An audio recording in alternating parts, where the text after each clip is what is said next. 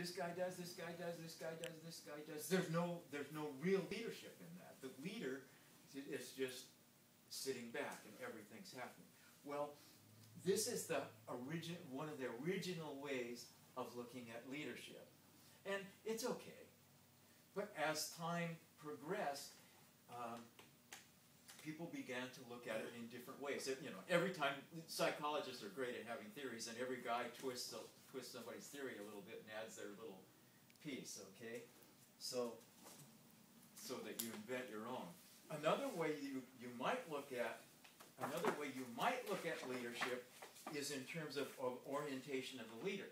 Is the leader a task, or is the leader a person-centered leader? Does that make sense? Mm-hmm. So in my leadership style, do I focus on the people? So this guy wants everybody to feel like they have input in the group. It makes a difference. He's a person-centered. And if you get way out here, you may not get anything done because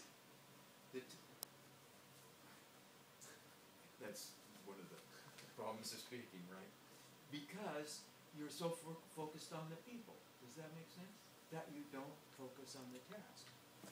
Or are you a task-oriented leader? This guy is pretty tasky-oriented. So if you get way out here and down here, you're task-oriented.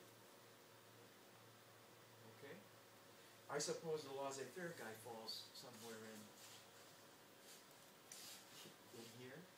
And the democratic leader probably falls here with task and person orientation. Where does the laissez-faire? You know, I think the laissez-faire is nothing. Is there a country that you say follows that political? Not really. You know, I think that this wasn't made from a political standpoint. It was made from an interaction standpoint and what's happening in the group. And so, I suppose if you want to go to politics, you could look at the House of Representatives and say, what's happening in there? Is it laissez-faire? Is it democratic? If it's democratic, what's happening? You know, if you take Bonner and the Republican, you know, not saying good, bad, but if you take Bonner and what's happening in the interaction, if you look at the interaction, who's making the decisions? And Bonner is probably a pretty democratic kind of guy because he's got to get everybody's input before he makes his decision, but that makes it really slow. And he may sometimes believe something different than the guys in his caucus. Does that make sense? So you could take this model and lay it over and say, how are they working? What's happening theoretically? But isn't a lot of that situational?